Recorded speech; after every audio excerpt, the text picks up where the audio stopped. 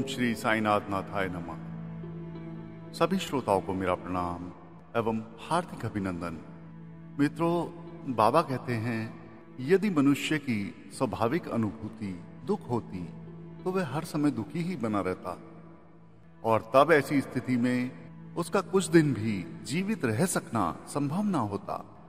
इसके विपरीत वह एक लंबी आयु तक जीता, खुशी खुशी जीता है। मनुष्य परमात्मा का अंश है, परमात्मा आनंद स्वरूप है। इसलिए मनुष्य की सहज अनुभूति सुख होना असंदिग्ध रूप से प्रमाणित है। तब आखिर वह कभी कभी भी दुखी क्यों दिखलाई देता है? इसका कारण है वह यह कि जब मनुष्य अपने स्वरूप को भूल जाता है तब वह किन्हीं परिस्थितियों से प्रभावित होकर दुखी दिखाई देने लगता है। सब कुछ होने पर भी मनुष्य में भूलने की एक प्रवृत्ति रहती है, किंतु वह प्रवृत्ति बुरी नहीं कही जा सकती। यदि मनुष्य का स्वभाव स्मरणशील हो तो एक बड़ी समस्या खड़ी हो जाएगी। मनुष्य जीवन में ऐसी न जाने कितनी घटनाएं आती हैं जो दुखद होती हैं। यदि मनुष्य मस्तिष्क में विस्मरण की प्रणाली न बनी हो तो वे दुखद घटनाएं बहकर बाहर ना जा सकें और हर समय मस्तिष्क में जागरूक रहकर उसे पागल ही कर देंगी। मित्रों, जिस प्रकार मनुष्य अपनी आंखों से अपनी आंखें नहीं देख सकता और उन्हें देखने के लिए दर्पण का सहारा लेना पड़ता है, ठीक उसी प्रकार अपना स्वरूप स्मरण करने के लिए परमात्मा का स्मरण करना होगा। उसे जानकर ही हम अपने को सरलता पूर्वक जान सकते हैं।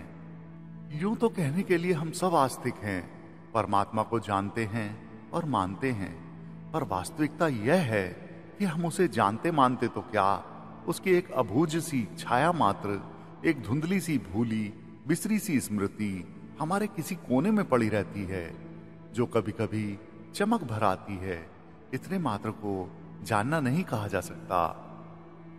उदाहरण के लिए, जब कभी हम परेशान या दुखी होते हैं तभी हमें परमात्मा की याद आती है, वरना हम अपने दैनिक कार्यों में हंसी खुशी लगे रहते हैं और बीच में कहीं भी परमात्मा का ध्यान मात्र भी नहीं आता।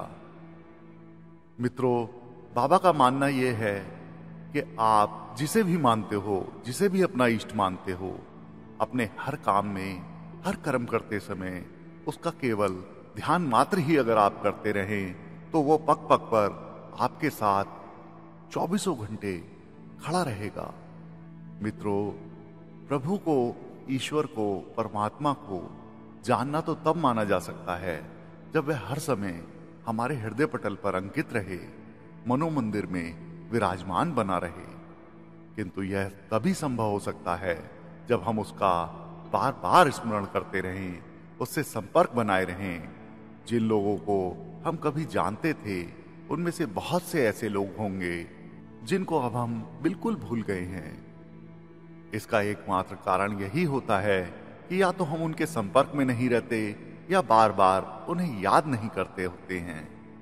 सामान्य उपभोग की वस्तुएं भी जब बहुत दिन तक हमारे व्यवहार में नहीं आती तो हमारे स्मृति पटल से उतर जाती हैं और हम उन्हें बिल्कुल भूल जाते हैं।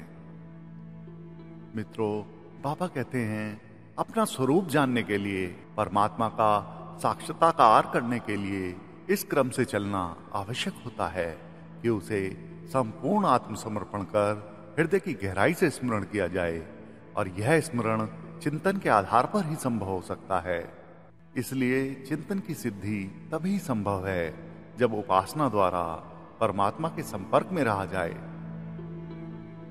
बाबा कहते हैं कोई भी पूजा, कोई भी उपासना प्रगतिशील तभी हो सकती है जब इसका स्वरूप विशुद्ध आध्यात्मिक होगा। जो परमात्मा को छोड़कर अन्य किसी प्रयोजन से पूजा पाठ या जप तप किया करते हैं, उनकी वह उपासना, उनका वह जप तप वांछित दिशा में फलीभूत नहीं होता। जबकि लोग सुख पाने के लिए ही सकाम उपासना किया करते हैं, तथापि यह उल्टा प्रयत्न है।